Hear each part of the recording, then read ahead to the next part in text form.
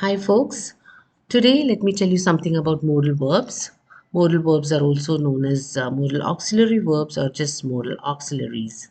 They're special verbs which behave irregularly in English and are very different from the normal verbs or the main verbs or the verbs that we normally use associated with action words like play, sing, go, sleep, come, think, etc. They give us additional information about the function of the main verb that follows it.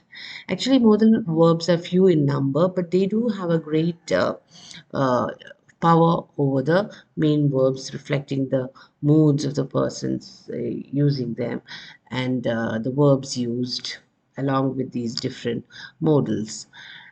So, in fact, they have a great variety of communicative functions and modal verbs in English are can, could, may, might, will, would, shall, should, must, ought to, dare, and need. Dare and need have, they also function as main verbs and are sometimes referred to as semi-modals or semi-modal verbs. And let's now look at how modals are different from the main verbs. Modal verbs do not change their form depending on their subject. They do not take on inflections. That is, they don't have an s or ed or ing ending, or they are not suffixed with these morphemes at the end of the verbs, depending on the subject or the tenses used. They have the same form for all the pronouns. For example, you cannot say he can sing or they can sing. They can sing is of course right, but then can is same for all the pronouns irrespective of the fact whether it is he or they or she or I or whatever. And the main modals or the basic modals are always followed by an infinitive without to. That is the bare infinitive, except ought to. An example would be Ramu can sing, and it is not Ramu can to sing. And to form the negative of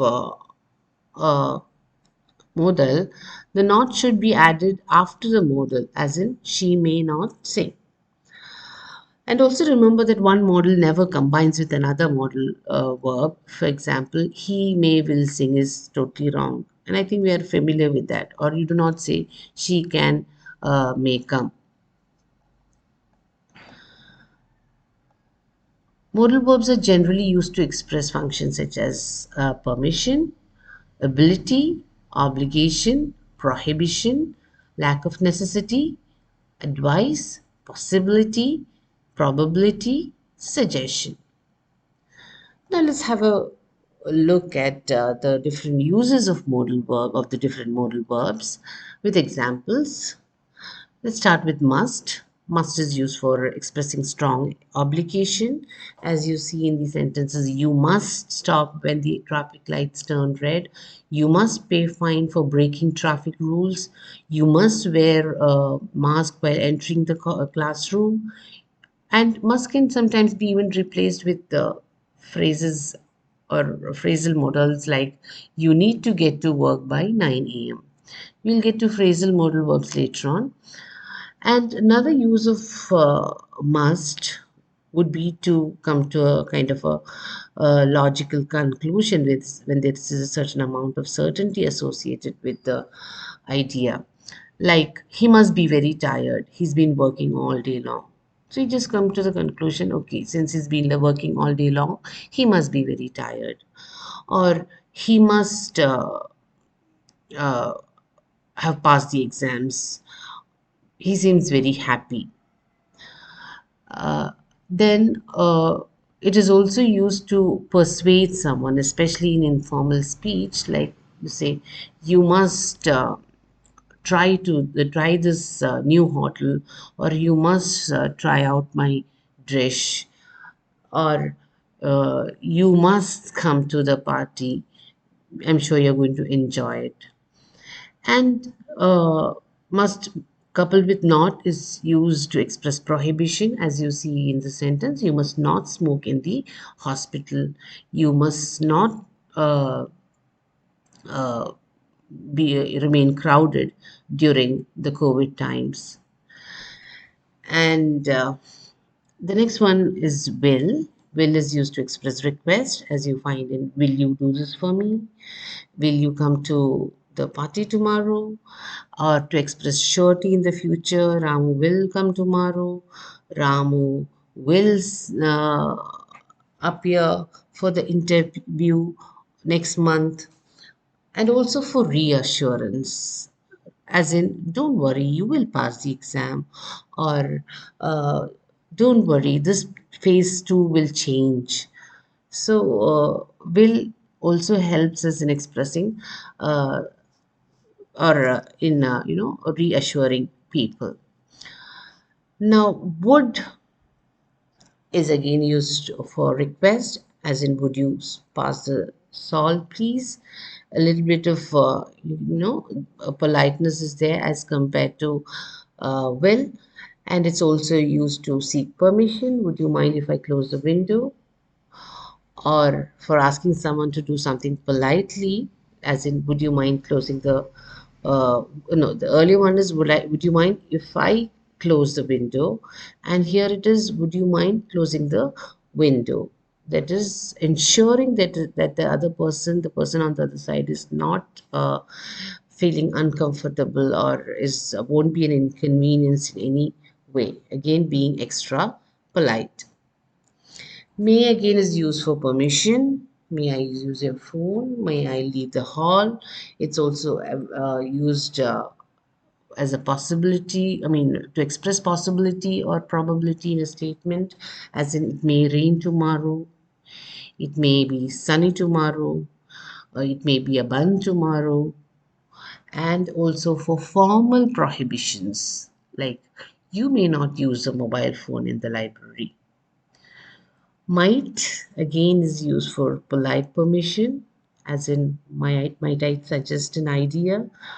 And there is a degree of politeness more in might as compared to may. And to express possibility and probability, as in I might go on a holiday to Australia next year.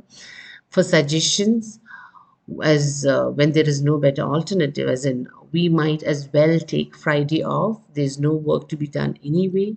And for polite suggestions, like you might like to try the special chicken fry, it's our special today. Should or to is used to express obligation, especially the when the obligation is not very forceful, as in I should or I ought to see a doctor, I have a terrible headache. Or to express advice or recommendation, as in you should or you ought to revise your lessons. Or again coming to logical conclusion, as in he should or he ought to be tired, he's been working all day long.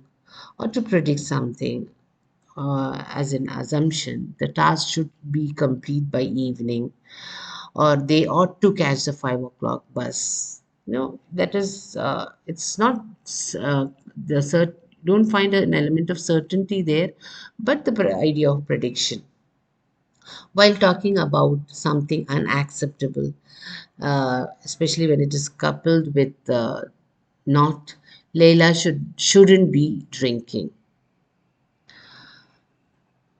Now, the next modal can is used to express ability, as in I can swim, especially when it is when we're talking about the present. And to express permission, as in can I leave early today? Uh, we have to know that when we compare can and may, may is more polite or more formal. Can again is used to express possibility, as in smoking can cause cancer. To express to for request ting something, like can you accompany me to the party? And again it is in the sentence I can go to the office, is like it's a kind of an offer there, that is I can come tomorrow if you want. So you're offering a kind of a help, or uh, you know uh, something to the person. And could, as in it expresses an ability in the past, as in when I was younger I could run fast, or for a polite permission, like in excuse me, could I just say something, or for to express possibility, as in it could rain tomorrow, or for a suggestion, as in the sentence you could talk to his teacher about his problem, or to request something like in the sentence, could you please pass on the salt. Okay, now when could is used in a polite request, could has a present or future meaning. Unlike the ability which suggests when I was younger I could run fast, could there functions in the past. Now, modals, when they have their negative formation, sometimes they can be used in the shortened forms. So here is a list of the modals and their long negative form and their shortened negative forms, as in can, cannot, can't, could not, couldn't, may not, is normally not shortened, might not, mightn't, shall. When you write it along with the other words, you can actually shorten it with an apostrophe. And shall not is shortened to shan't. Same is the case with should, comes down to a d or a d. Should not, shouldn't, will come again comes down to a double l. When shortened and combined with other words, she'll come. Need not say she will come always. Will not becomes won't.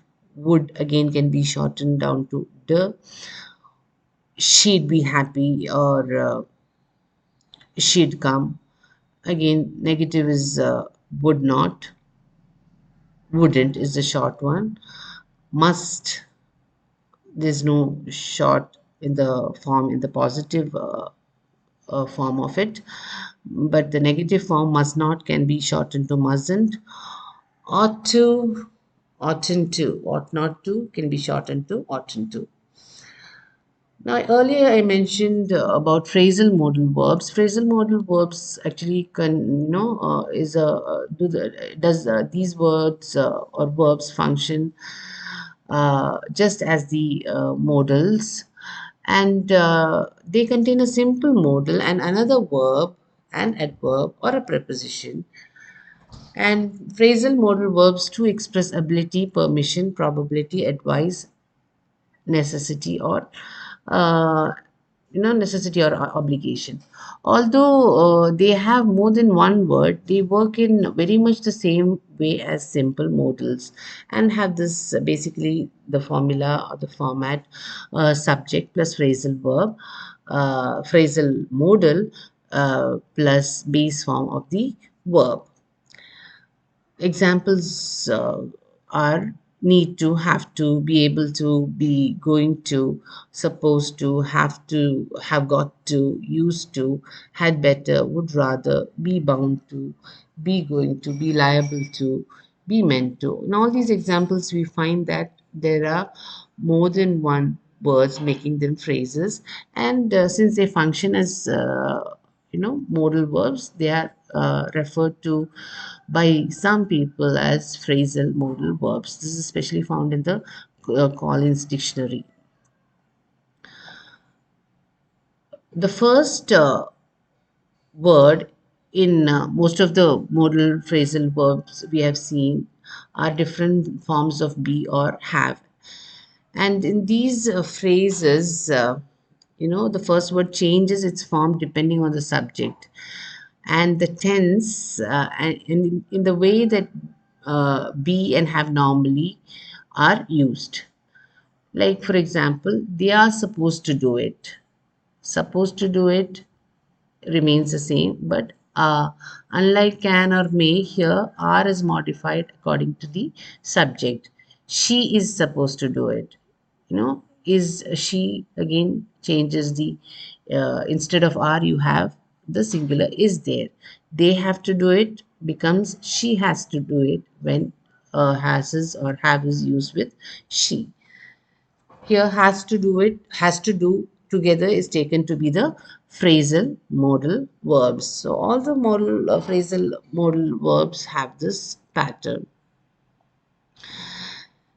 Now let's just look at some of the examples. The deep sea diving is bound to take me away a good deal, but I know when it's time to settle down, then I'll be looking to come back. Maybe we ought to explore a little, said Ginger to Steve. It was supposed to last for a year and actually lasted 8. We need good health and circulation for our blood, and we would do well not to add salt to our food at all.